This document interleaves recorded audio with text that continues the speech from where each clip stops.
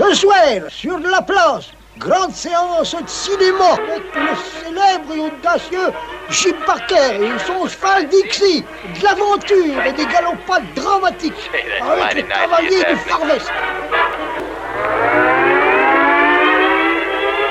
Oh, Jim. Daphne, I love you.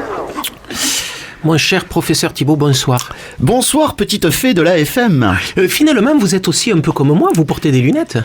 Oui, mais je les avais déjà mises ici, mais comme vous ne faites jamais attention à moi... Mais je devais pas avoir les miennes. Forcément, avant vous ne que les avez pas vues. Avant que je vous laisse le micro, je voudrais quand même parler un peu de ce que l'on vient d'écouter juste avant. C'était Sandoval, donc ça vous l'avez sans doute reconnu, extrait de son dernier album, Tumbar. Non, mais on sait bien ici que le professeur Thibault a du punk dégénéré. C'est sûr que c'était pas les Ramones. Voilà, ça, il n'écoute que ça en ce moment. Voilà, Fred Thibault, ceci étant dit, je vous laisse le micro. On y va ? On est parti. Voilà, et en fait j'arrive les mains vides, mais...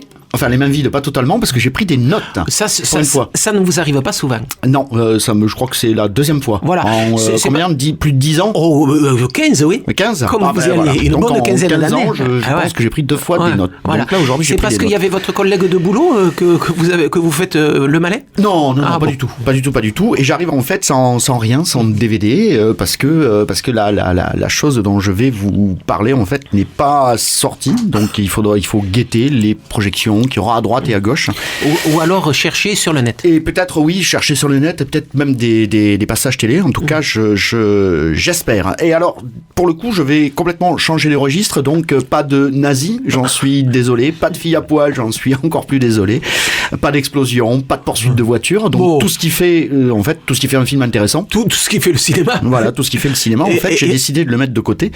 Et alors, il reste quoi ? Je vais vous parler, en fait, d'un documentaire. Voilà, j'allais dire un genre, non pas un genre, on va dire un style, voilà, que je n'avais pas encore abordé, et je vais vous parler de la fabuleuse histoire de la Paravision. Oh. Voilà, qui est donc un film. C'est attaquer le documentaire quand même par le petit bout de la lorgnette.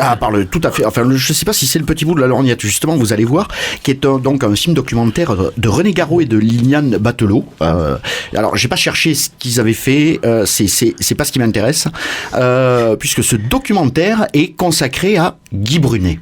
Alors, est-ce que vous savez qui est Guy Brunet ? Pas du tout. Personne ne sait qui est Guy Brunet. Dans cette émission, on va apprendre plein de choses. André Azaïs, on ne savait pas qui c'était. Voilà, maintenant, on le sait. Maintenant, Guy Brunet. Et justement, je trouvais que ça correspondait bien avec ce qui se passe au Bazacle.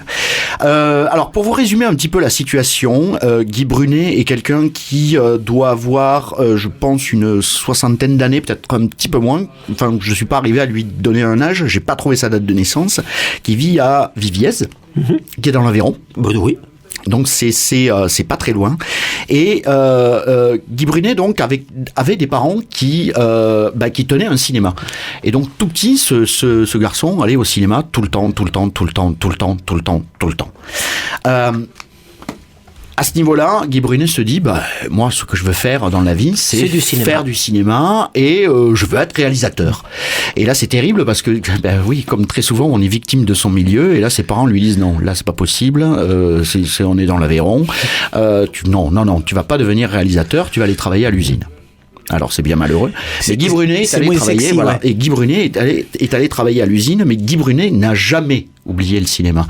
Et Guy Brunet a toujours continué à aller au cinéma et à voir des films. Donc qu'est-ce qu'a fait Guy Brunet ? Il s'est dit, si je peux pas diriger des films avec des stars, je vais les construire. Et Guy Brunet a commencé à faire des silhouettes, a commencé à peindre sur ces silhouettes, en fait, la tête de Humphrey Bogart, la tête de Paul Newman, la tête de James Cagney, la tête de, de Bette Davis, tout ce grand cinéma américain. Et tout ce panthéon de personnages qui le fascinaient. Et Guy Brunet en a fait des silhouettes. Alors, des silhouettes qui mesurent très précisément 1m38. Ah ouais. Pourquoi ? Parce qu'une star ne peut faire que 1m38. Quasiment. Pourquoi ? Parce que là, il y a l'explication, c'est que Guy Brunet a des pièces où il met ses silhouettes. Et donc, il veut que quand on pénètre dans ces pièces, on plonge directement avec les stars. Et donc, il a calculé la hauteur qui fait qu'il n'a pas pu les faire grandeur nature, mais elles font toutes 1m38 et il en a fait des centaines. Tout le cinéma hollywoodien des années 30, 40 et 50 est chez Guy Brunet sous forme de silhouettes.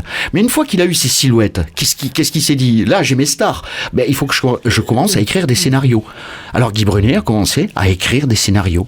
Donc, il a écrit des centaines de scénarios basés sur des films existants dont il a changé le casting.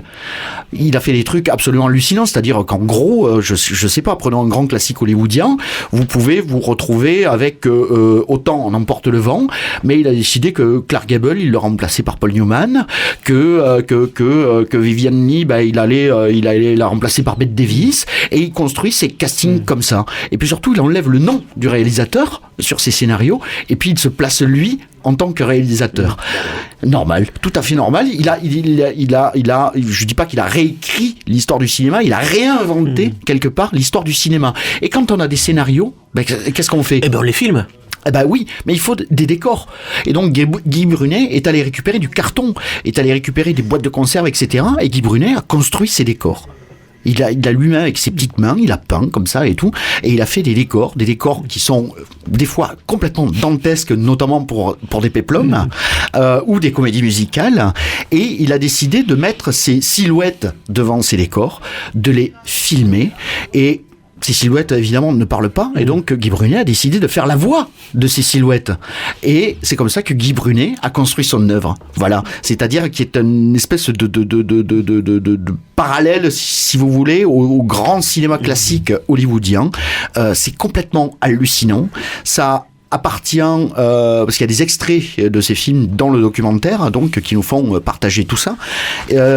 Ça tient à la fois de l'art brut, parce que effectivement, ça en fait un peu partie, mais aussi de l'art populaire, mais reste qu'aussi, ces films-là existent bel et bien. Alors, malheureusement, je n'ai pas eu l'occasion de voir un film en entier de Guy Brunet, qui trouve d'ailleurs que son premier film faisait 3/4 d'heure, il trouvait que c'était un petit peu court, et petit à petit, au fur et à mesure de sa carrière, il est monté à 1 heure, 1 heure et demie, et maintenant il fait des fresques de 3 heures avec des silhouettes de 1m38 de grandes stars. 38, 1m38. Tout à l'heure, vous nous avez dit 1m33. Non, 38. Bon. Non, je suis très précis là-dessus, attention, je ne rigole pas.